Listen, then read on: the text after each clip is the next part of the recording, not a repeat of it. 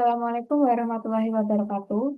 Perkenalkan, nama saya Alza Nurfatwa dengan NIM 0223013. Pada kesempatan kali ini saya akan mempraktikkan bagaimana cara pengolahan data menggunakan SPSS dan juga RStudio. Nah, yang pertama saya akan mengolah data menggunakan aplikasi SPSS.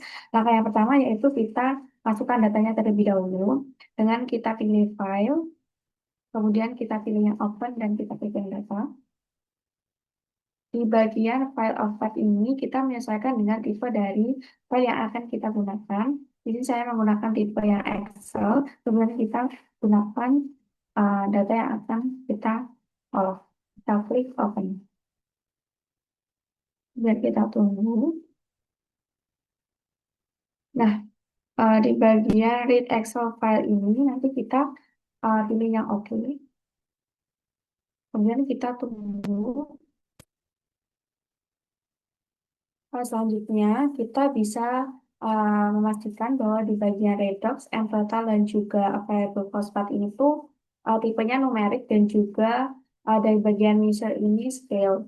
Nah, di bagian ulangan, NFC, kompos, dan juga kombinasi ini harus dalam tipe string. Jadi yang bagian ulangan kita harus ganti terlebih dahulu. Jadi uh, variable type-nya itu string. Kemudian kita klik OK. Selanjutnya, langkah yang pertama harus kita lakukan adalah dengan uji normalitas dengan kita klik Analyze. Kemudian kita pilih non-parametric test yang bagian legacy dialogs. Kemudian kita pilih one sample TS. Kemudian kita pindahkan datanya ke bagian test variable list. Kemudian kita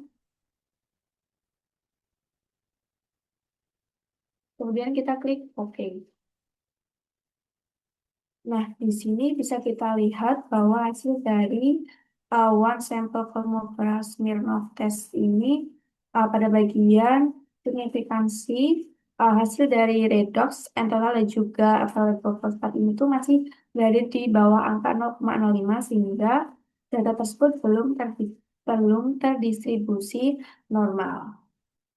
Nah, karena dari hasil uji normal sebelumnya diperoleh data bahwa ketiganya itu masih terdistribusi belum tidak normal, maka harus dilakukan transfer data agar mendapatkan hasil seperti pada tabel yang paling kanan yaitu redox 1. Nah, caranya kita bisa pencet yang transform, kemudian kita compute variable. Nah, tadi kan sudah label 1, kemudian kita masukkan yang n total, kita ketik dari total 1. Kemudian di bagian navigate expression ini kita ketikkan strt, kemudian dalam kurung kita masukkan yang n total, kita masukkan, kemudian di bagian sini kita kalikan dengan, jadi dikalikan 2 atau dikalikan 5. Nah, di sini saya kalikan dengan ini. Kemudian kita klik OK. Dan kita bisa lihat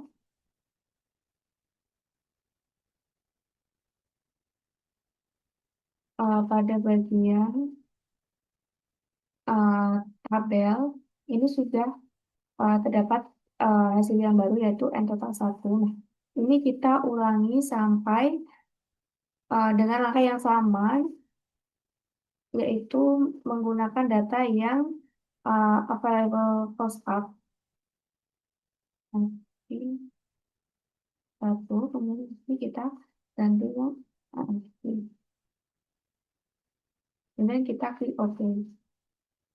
Nah, setelah kita lakukan uji transformasi, kita perlu memastikan kembali dengan melakukan uji normal seperti langkah yang pertama, kita bisa pilih Analyze, kemudian kita pilih non-parametric test yang bagian legacy dialog, kemudian one sample TS.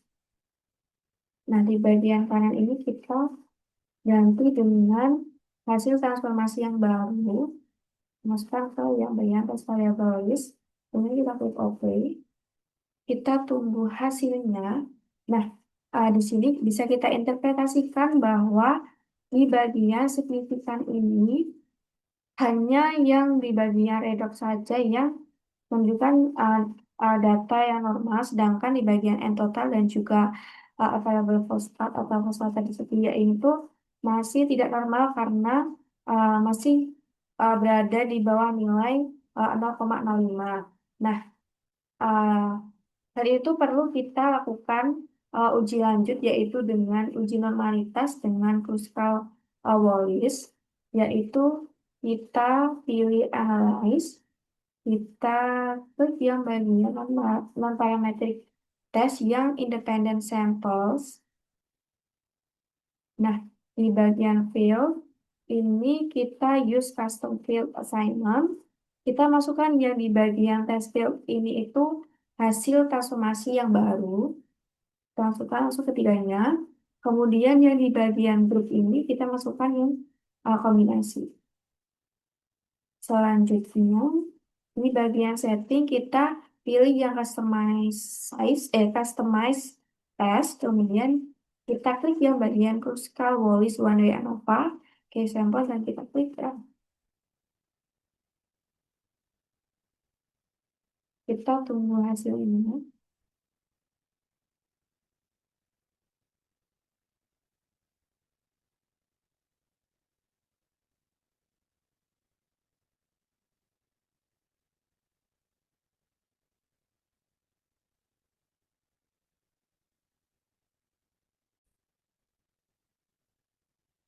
Nah, di bagian hasil dari non-parametric test ini di bagian hipotesis test summary menunjukkan angka signifikan AB itu yang redox 0,185, and total 0,012 dan juga uh, available fosfat itu 0,599.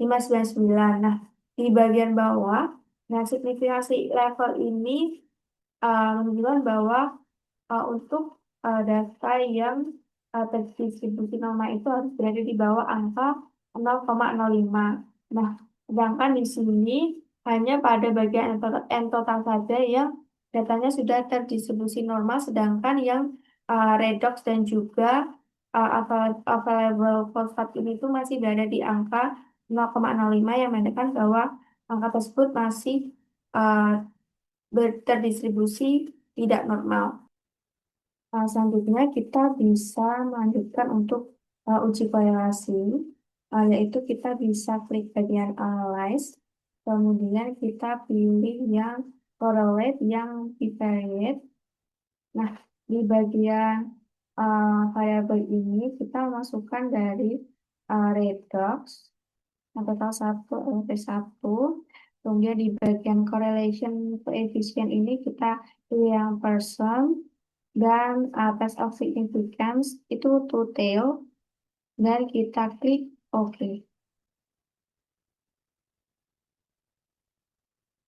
Nah, di bagian korelasi ini menunjukkan bahwa yang redox ini tidak berkorelasi dengan N total maupun dengan AFP.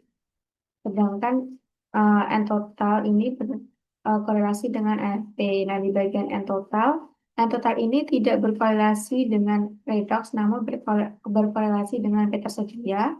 Dan P tersedia ini berkorelasi dengan N total dan tidak berkorelasi dengan redox.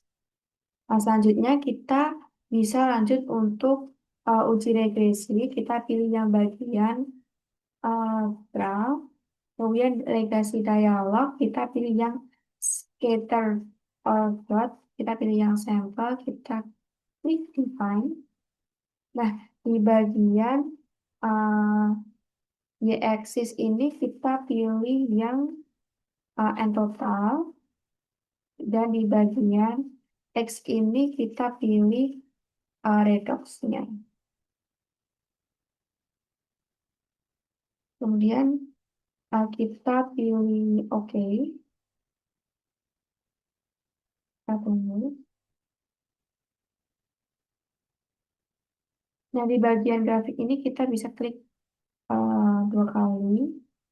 Nah, kita pilih yang active line at total. Nah, di bagian properties ini kita pilih linear, yang di bagian confidence intervals ini kita 0 dan juga persennya 95% dan kita klik close. Nah, ini kita bisa silang aja. Nah, di sini bisa kita interpretasikan bahwa pada grafik itu jadi memiliki persamaan y sama dengan 1,95 min 1,13 E min 3 kali X dengan R kuadrat linear itu sebesar 0,042. Nah, selanjutnya kita lakukan uji regresi yang kedua dengan langkah yang sama. Kita pilih yang grafik regresi dot. Kemudian yang di bagian y-axis ini kita ganti dengan FP1. Kita klik OK. Kemudian kita tunggu hasilnya. Ini kita klik 2 kali. Kita pilih yang ini. Ini sudah sesuai. Kemudian kita klik close. Nah, di sini bisa kita interpretasikan bahwa persamaannya sama dengan 10,81 min 0,02 dikali X dengan R kuadrat linear sebesar 0,026. Baik, selanjutnya adalah pengolahan data dengan RStudio. Yang pertama kita harus memasukkan data terlebih dahulu. Kita di bagian environment ini kita pilih yang import dataset. Kita pilih form Excel karena data yang akan digunakan itu formatnya Excel. Kemudian kita cari datanya di bagian browse ini. Kemudian kita masukkan data praktikan outcome. Kita tunggu dulu visi datanya.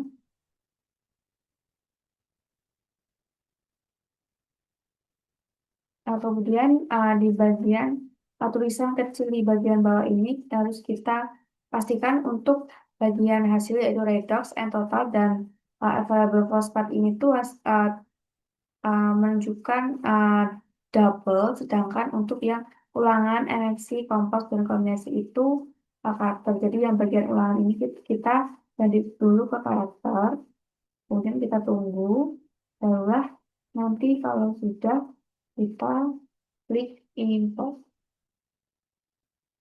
Nah, di sini sudah terdapat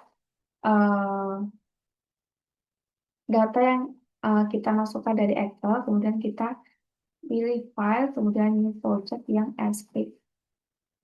Nah, di sini kita harus melakukan uji normalitas terlebih dahulu untuk mengetahui apakah data tersebut sudah normal atau belum. Kita bisa ketikkan library, kemudian masukkan uh, library, kemudian masukkan DOE, New Research, kemudian kita klik run, ya, kita klik lagi library, terus kita masukkan teks, klik run. Nah, dan di bagian bawah ini kita lakukan uji normalitas dengan klik pilih test, kemudian kita masukkan data praktikum yang kita gunakan, lalu kita beri tanda dolar, dan kita harus memasukkan data satu persatu mulai dari redox, kemudian N total dan juga AFI. Kemudian klik run. Nah, ini kita ulangi langkah yang sama. Kita tinggal ganti yang bagian ini, ganti yang total. Jangan lupa kita klikkan. Kemudian yang di bagian bawah.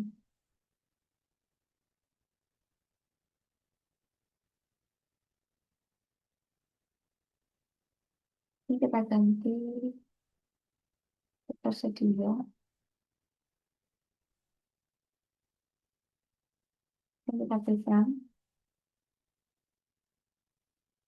Nah, yang di bagian bawah ini menunjukkan hasil dari uji normalitas.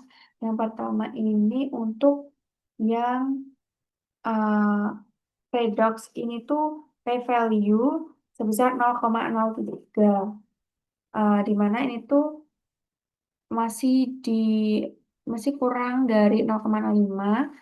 uh, and total juga masih kurang, dan bagian available fosfat ini juga masih di bawah angka 0,05, sehingga ketiga data ini tuh masih berdistribusi tidak normal, sehingga kita perlu melakukan transformasi data dengan cara kita ketik data yang kita gunakan, yaitu data praktikum. Kemudian kita masukkan tanda dolar, masukkan redox redox 1, kemudian kurang dari -2 dikalikan dengan SQRT. Kita masukkan data praktikan, kemudian masukkan dolar, tanda dolar, $, kemudian redox. Terus kita klik run. Kemudian yang di bawahnya ini kita lakukan hal yang sama. Kita ganti saja ini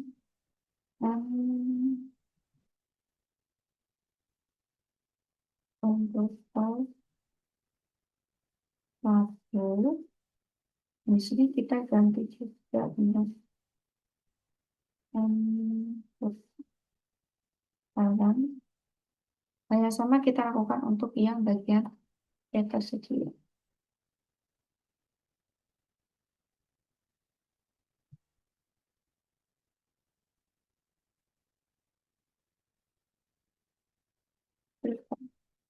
Nah, hasilnya bisa lihat di bagian data praktika. Nah, di sini sudah tertera hasil transformasi yang terbaru. Ini bagian redox 1, n-total 1, dan juga AFP 1.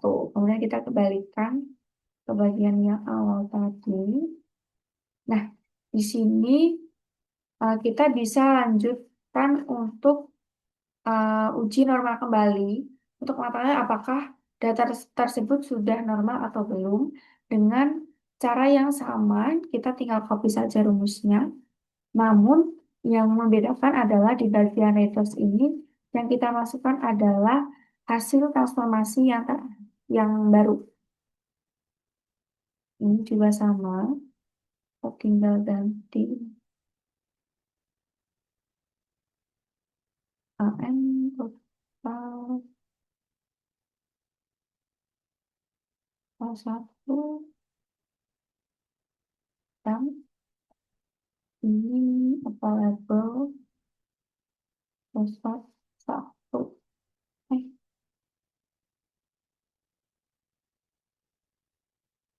kita klikkan. Nah, di sini kita bisa menginterpretasi data dari hasil atau normality test dengan hasil nilai p-value redox itu lebih dari 0,05. Itu menandakan sudah normal atau data tersebut sudah normal, sedangkan untuk yang bagian data n total dan juga variable fosfat itu belum terdistribusi normal, sehingga bisa kita lanjutkan untuk uji Kruskal-Wallis. Selanjutnya kita bisa lanjut untuk uji Kruskal-Wallis dengan cara kita mengetikkan Kruskal.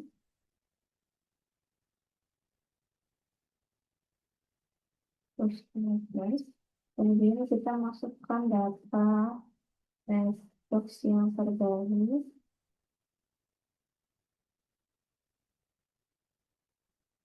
kemudian kombinasi koma data, kita masukkan data yang kita gunakan atau praktikkan, kemudian kita lakukan.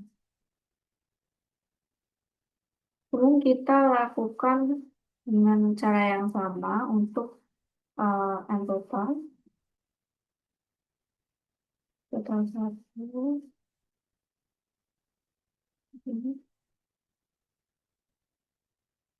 dan untuk P tersedia.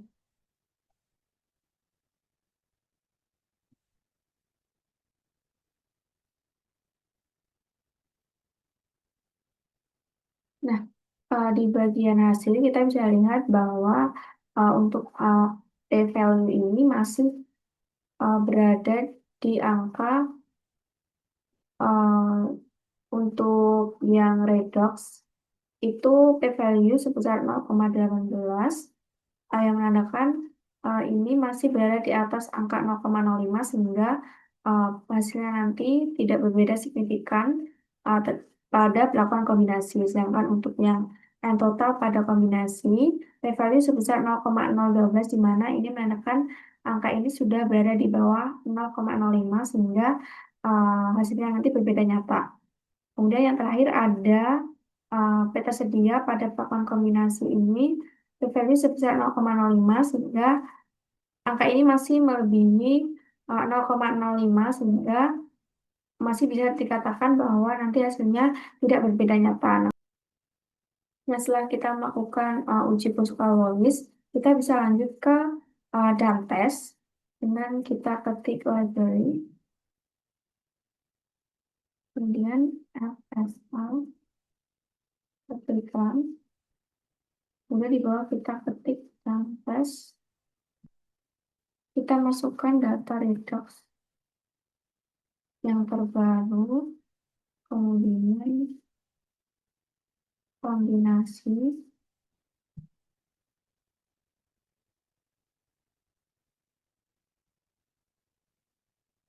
data, kemudian kita masukkan data praktikan, dia input, dan kita klik, kita tambahkan ada ketik 2, kemudian kita klik tombol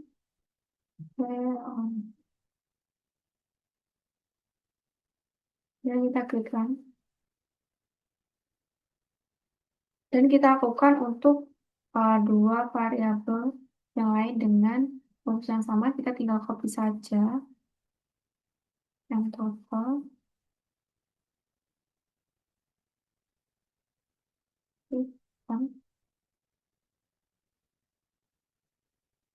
Dan untuk paper sedia. Nah, di bagian bawah bisa kita lihat bahwasanya untuk p-adjust baik di perlakuan kombinasi untuk redox, N total, dan juga AFP atau variabel fosfat ini angkanya masih melebihi 0,05 sehingga bisa dikatakan bahwa semua variabel ini tuh tidak berbeda nyata pada perlakuan variabel. Nah, setelah kita melakukan uji dan tes, kita bisa lanjut untuk uji korelasi dengan kita klik korelasi.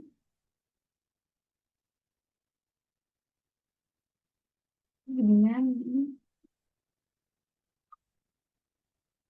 tes, kita klik tes, kemudian kita masukkan data praktika yang kita gunakan, dan kita masukkan redox 1,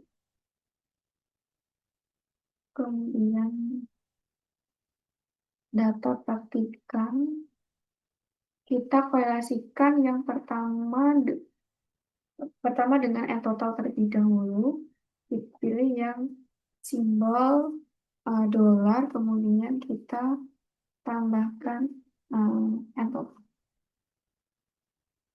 kemudian kita klik run.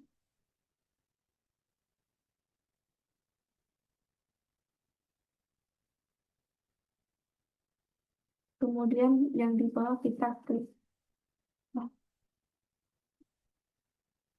link, jadi kita pilih yang ini, kemudian korelaks, kita klik ya.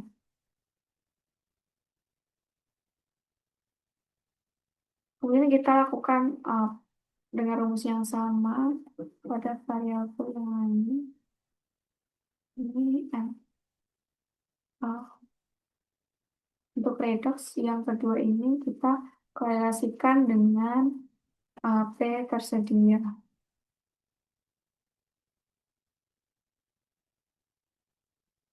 Klik, klik, kemudian ini kalau isi, klik, lakukan yang sama untuk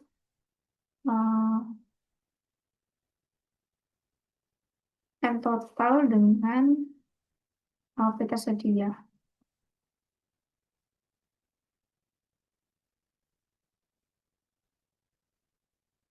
Dan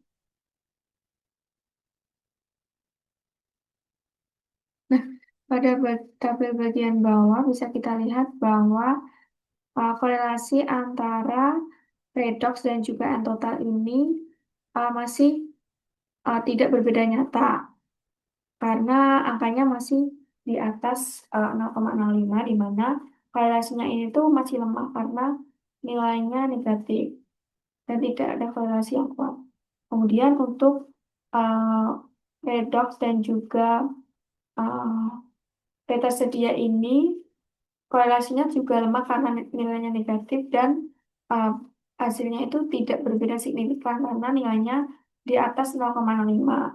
Sedangkan untuk P tersedia dan juga N total ini sama-sama masih berada di atas angka 0,05 sehingga hasilnya tidak signifikan, namun korelasi antara keduanya itu sudah nyata karena nilainya itu tidak negatif. Selanjutnya, setelah kita melakukan uji korelasi, kita bisa lanjut untuk uji regresi linear. Nah, pertama kita ketik library, kemudian kita masukkan GGP LOT2, klik run, kemudian kita klik library lagi,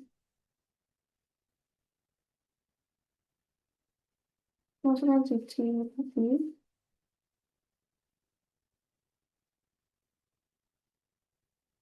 klik run. Kemudian yang ketiga kita klik library lagi,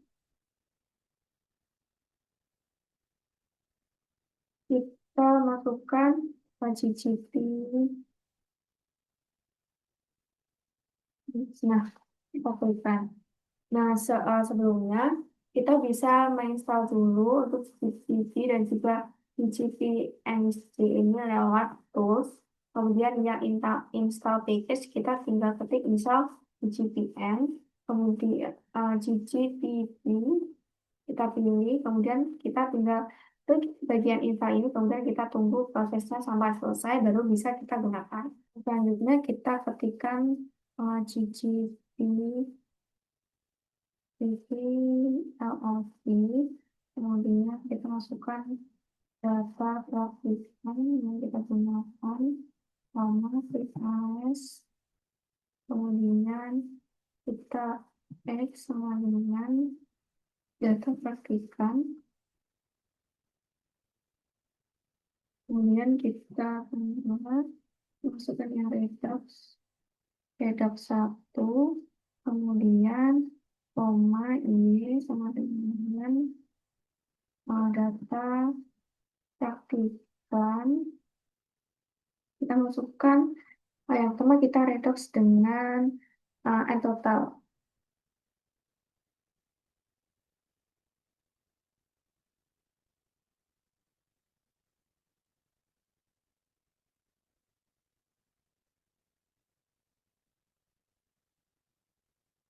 kemudian di bawah tanda kurung kita tekan close, kemudian kita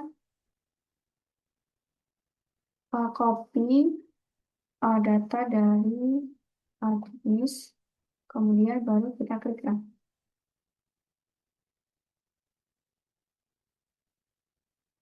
Nah, di sini terlihat terdapat grafik dari hasil regresi tadi untuk n-total dan juga redox, di mana untuk persamaannya itu bernilai negatif, yang artinya perbedaannya itu tidak signifikan atau berkorelasinya negatif, di mana untuk determinasi koefisien determinasi itu sebesar 0,04. Nah, kita bisa lakukan langkah yang sama untuk uh, data redox dengan uh, P tersedia, kemudian N total dan juga uh, P tersedia dengan langkah-langkah yang sama.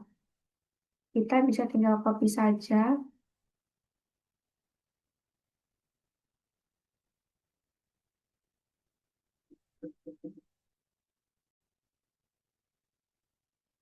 Kita tinggal ketik GCP, masukkan data praktikan, koma, AS,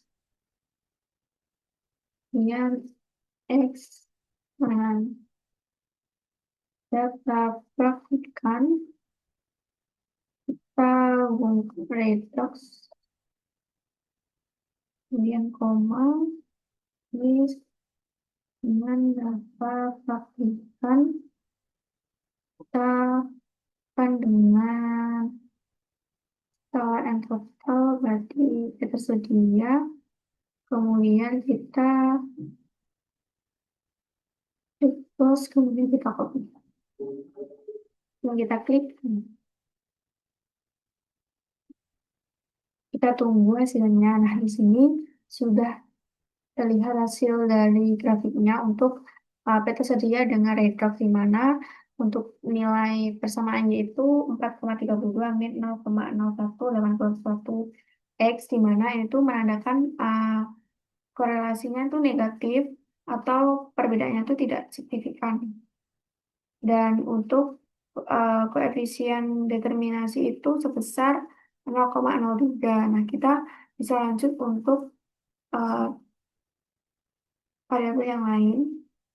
Yang terakhir yaitu antara P tersedia dan juga N. Kita masukkan, ketikkan, garis, kita ketikkan, kemudian total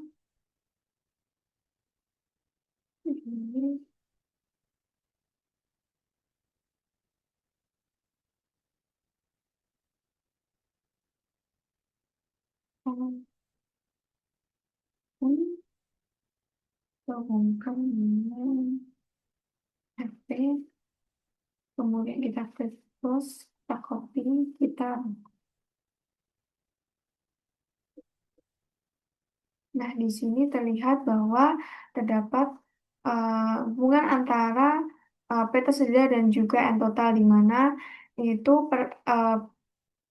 nilai Y itu positif, di mana itu menunjukkan perbedaan yang signifikan atau pengaruh yang nyata, dan korelasinya itu positif, di mana nilai koefisien determinasi sebesar 0,1. Nah, sekian pemaparan yang dapat saya berikan. Apabila ada kesalahan kata, saya mohon maaf. Semoga dapat bermanfaat. Wassalamualaikum warahmatullahi wabarakatuh.